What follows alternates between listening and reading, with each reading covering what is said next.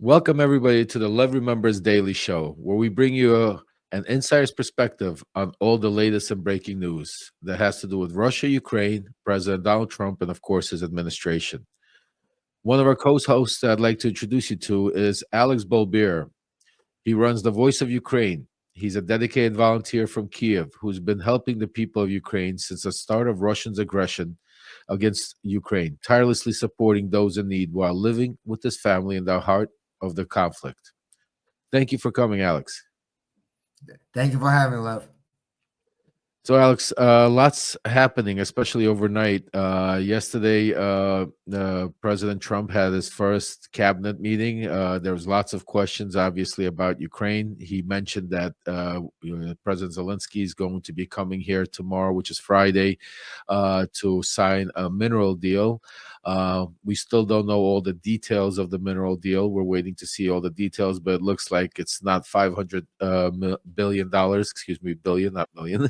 500 billion, but the number has come down. Also, it's more of a fund where the money is going to be reinvested into Ukraine. But there's a lot that I have to discuss about this, and my opinions about how dangerous this mineral deal is.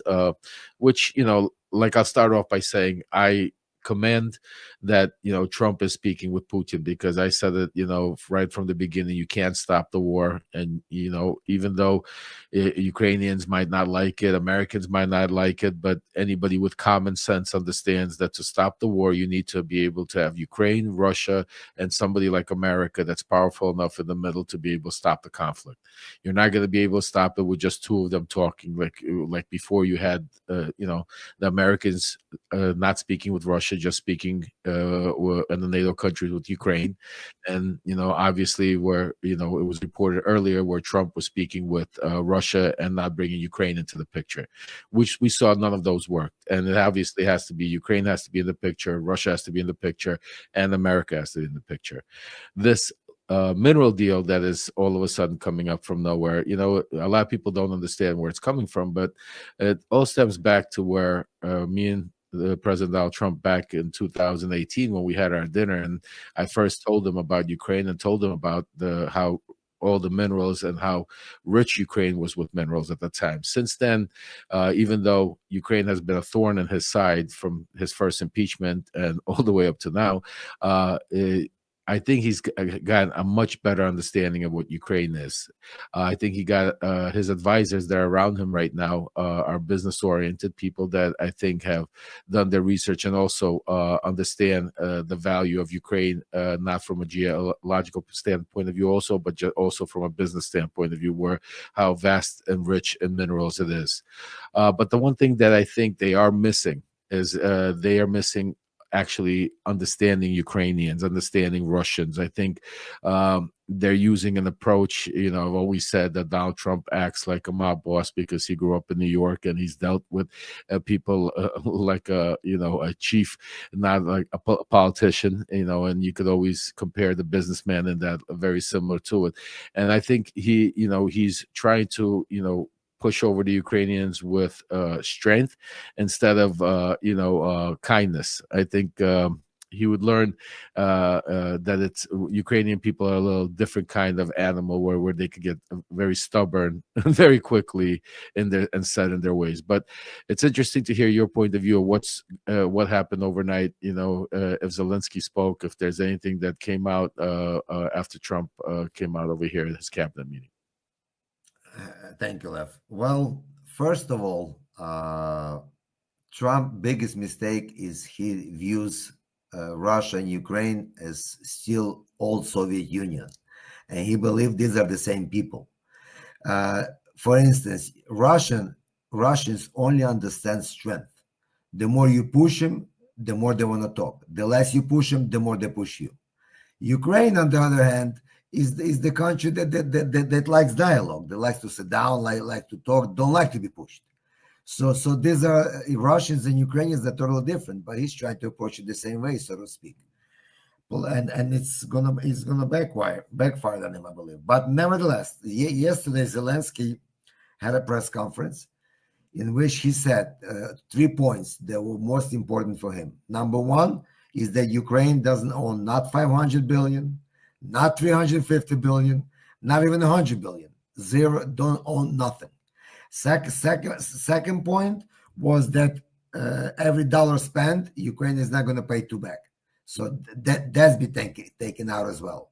And the third, why he said that he's going to meet with President Trump to discuss the security, because that point has not been discussed, has not been put on the paper yet. And Zelensky said that I'm going to go speak with Mr. Trump, and we're going to discuss the future. And then if everything looks good, we're going to sign the agreement, which is just an agreement, he said. But later we're going to sign a lot of contracts, which are going to designate which direction this agreement is going to go. So this is the Zelensky point of view. That's so let me give you now an insider's point of view. So from somebody that I personally know, Donald Trump, I personally know Zelensky, and I'll now reiterate and tell you what basically that meant, because Trump basically said yesterday that there is no security guarantees, that the security guarantees that he's getting is being partners with the United States, and they're trying to say use common sense, that if America is going to have their people there and we're going to have assets and we're going to have something that is ours in Ukraine, we're not going to allow Russia or China or anybody else to go take it or attack it. It would be a sign of aggression against America. So putting that aside, that's what Trump is trying to imply. He's not putting that on paper. He's giving Zelensky basically a handshake and a conversation. Zelensky understands that, and that's why he knows that there is no security guarantees from the United States in this agreement. And that's why he knows that when he signs it, he has to say something to the people of Ukraine, because there are people in Ukraine, and you could probably tell me better than others, that are very upset that Ukraine is even going up any mineral rights or doing anything or giving up any of this stuff because they were attacked by Russia, who was the aggressor, and now they feel they have to do something. So yeah, let me add something about those minerals. If those, Ukraine, you know it as well as everybody does. If those minerals were accessible, Ukraine would have pulled them a long time ago. They are not that easy to pull. You need special. Well, that's absolutely. Well, that's some of the things that I wanted to go into that I think are why I think this could be a trap that Trump and the administration is falling into. It's like when you play chess, I always say you have to be careful where you get overexcited because you think you could take somebody's queen, but you don't realize it's just a setup. It's bait. When you take the queen, all of a sudden, checkmate, and you're lost. This is similar to that, where we as Americans and the Trump administration shouldn't get very excited about just getting a deal or getting minerals, because like you said, which is important, is where are those minerals? Majority of the minerals that we're talking about are not only do you need the technology and you need all of a lot of money to be able to take it out, but the massive majority of those minerals, and you could tell me if I'm wrong, is in the Donbass area, where right now it's being occupied by the Russians. That's primarily why the Russians went to war with Ukraine, is also because of all of those minerals to begin with on the land to start off with. So it's very dangerous to be able, because yes, tomorrow we might be able to have those minerals, but then Russia's going to come out and and I think this is where you see those conversations in the back end between Russia mentioning that we are willing to also give you minerals and deal with you. And I think that's where they're coming from, because I think at the end of the day, Russia's going to offer America minerals from the Donbass area, but to maintain and keep that land, make that Russian, as part of the deal. What do you think, Alex? Well, that is the trap. That's where the trap comes in. Russians are trying to quick to sign the deals, because from my information, right now, the hardest thing in whole Russia is to put together package deals for America. That's all the oligarchs and businessmen running around and bringing the deals in to offer it to America.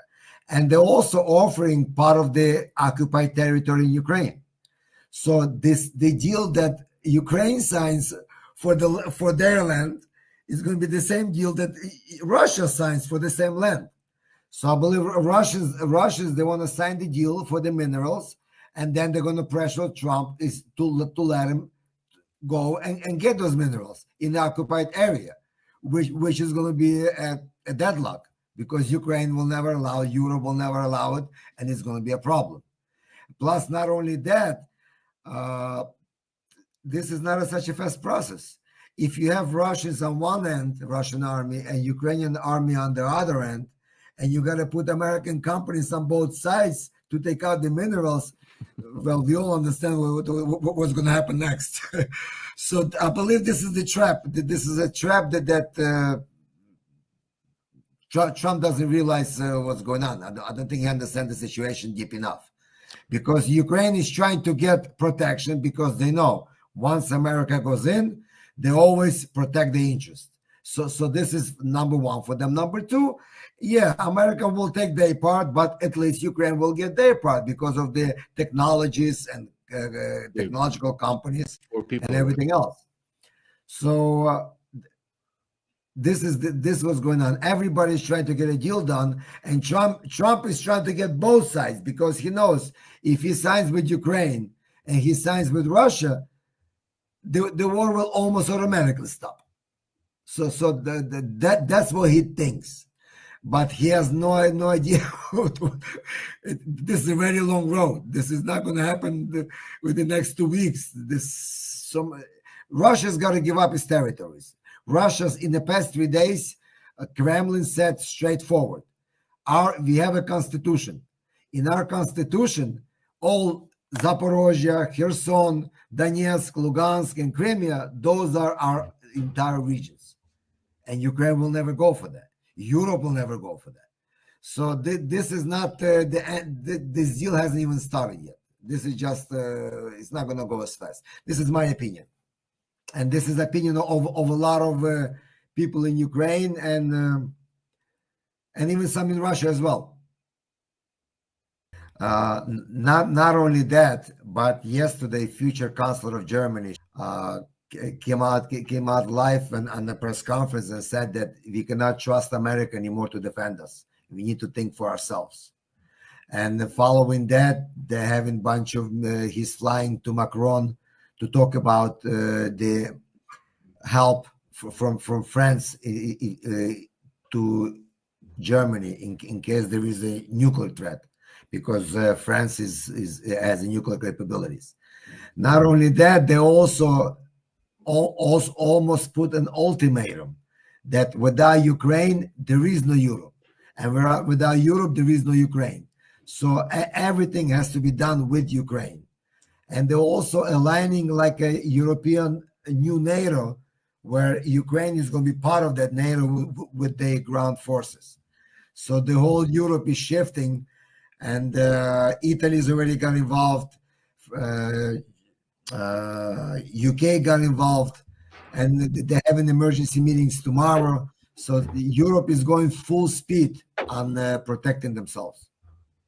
That's why I believe this easy deal with Ukraine that Trump thought would happen, I don't think it's going to happen that easy, unless they have a joker up their sleeve that we don't know about.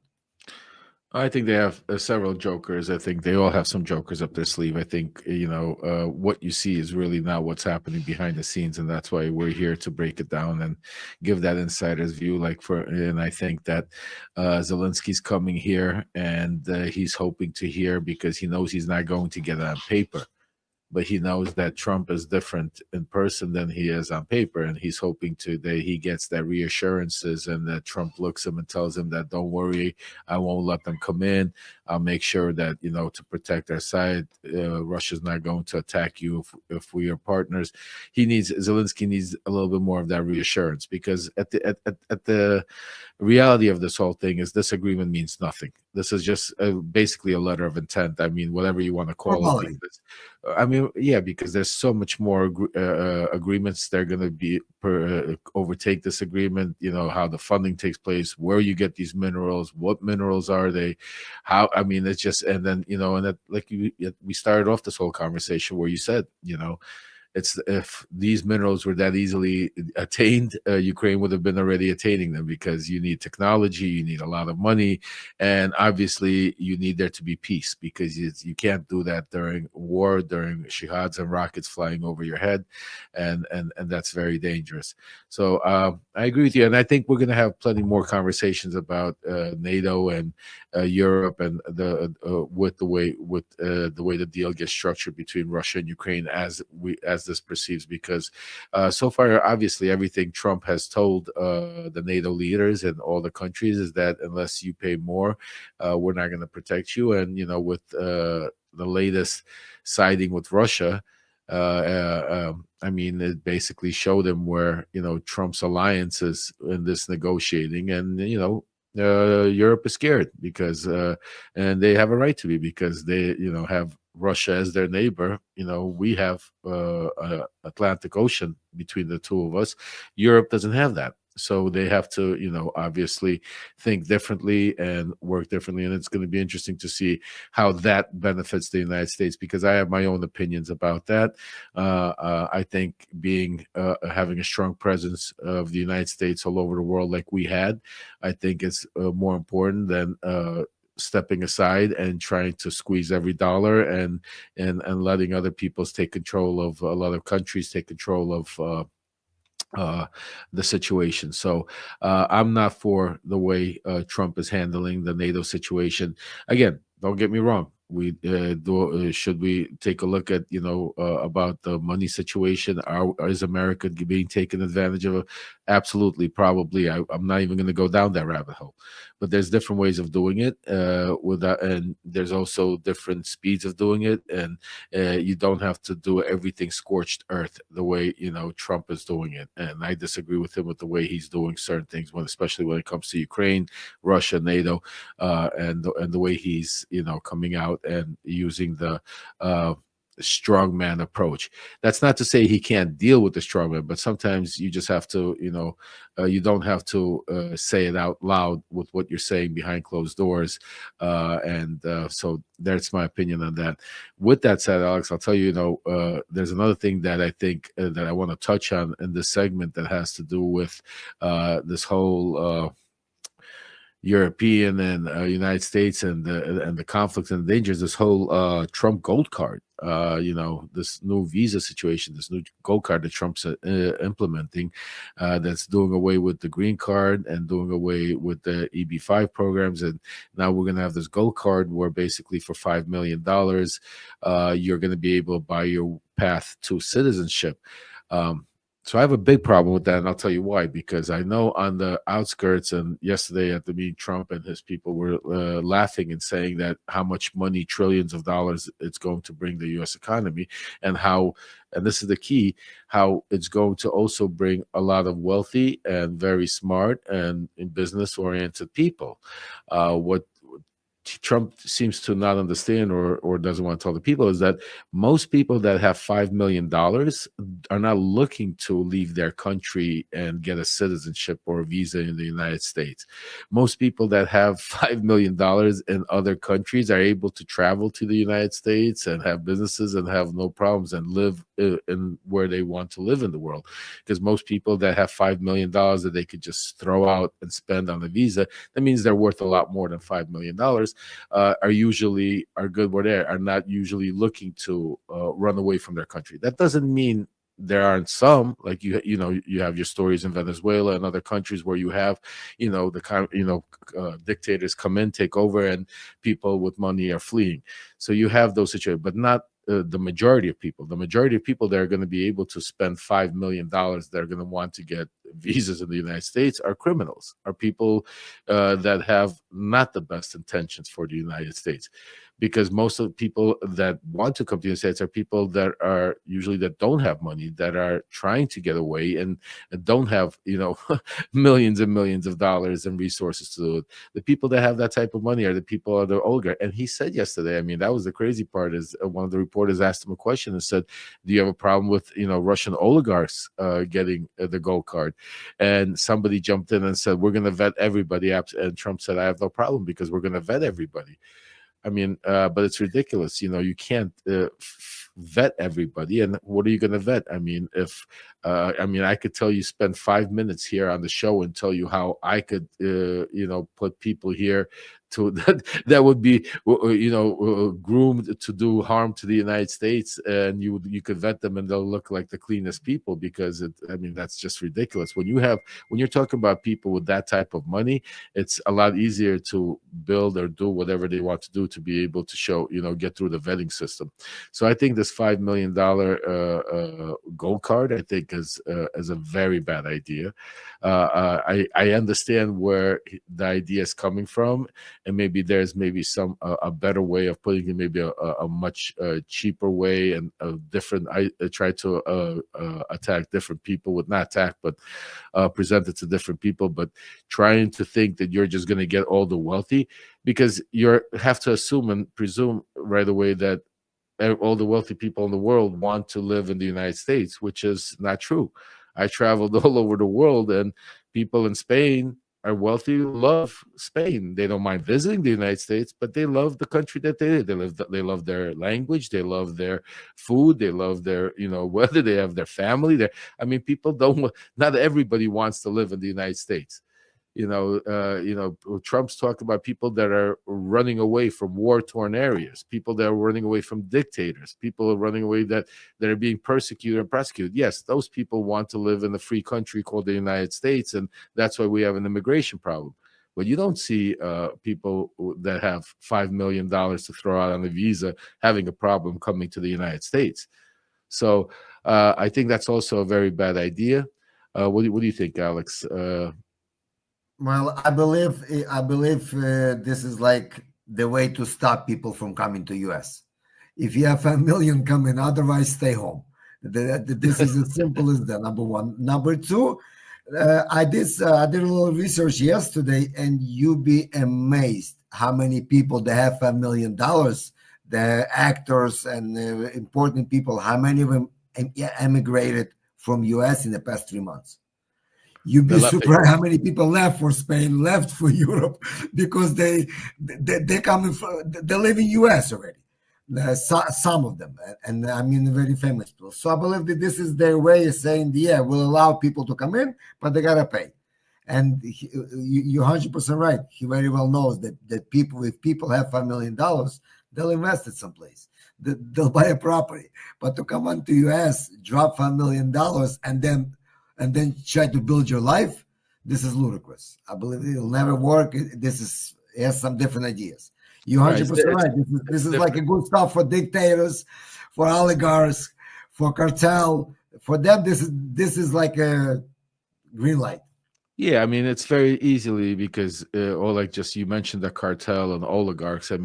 Just simply, I'll give a 90-second for people that might not realize how easy it is to get past the vetting system. These people are so rich, they will go to your Harvards of Russia, or your Harvards of Colombia or Venezuela, where you have clean-cut kids, and they take them, and they threaten the families, or they pay them whatever it is, and they take those educated, young, clean-cut people under their wing, and then they come over here, and you don't know that their alliance is still, it's like, they're not groomed to be spies. We're not talking about spy novels, but we're talking about people that are coming here with getting free reign, that their loyalty is to obviously still do the drugs or whatever else illegal activity that they're playing to, because it's very easy for them, because they don't play by the rules. They could threaten your family over there. And this is something that I remember happened when I was involved back in the early 90s, when the fall of the Soviet Union. We had the hockey players from the Soviet Union that were immigrating, trying to come to play here. And what would happen later on, they found out, is a lot of the hockey players that would escape the Soviet Union and come play here and get these $1 million contracts, their families over there were being taken hostage and being persecuted by the Russian government and mobsters and the government itself for money and stuff like that, where then these players had to show their alliance, and actually some of them started working for the Russian mob. This was a whole big thing in the 90s. So it's very dangerous when you're doing that. And I agree with you also that on the other foot, it basically tells the people that really need asylum in the United States, people that are trying to get away from dictators, that there's no way you're coming in, because none of these people have $5 million. So basically, immigration is over for the United States for the Yeah. for those type of people. I mean, it's crazy. Anyway, Alex, I want to thank you for coming on. Levry members, lots of more stuff that's going to be coming out with Ukraine, Russia. Thank you for coming, Alex, and stay safe. And Slava Ukraini. Героям слава. Thank you, Lev.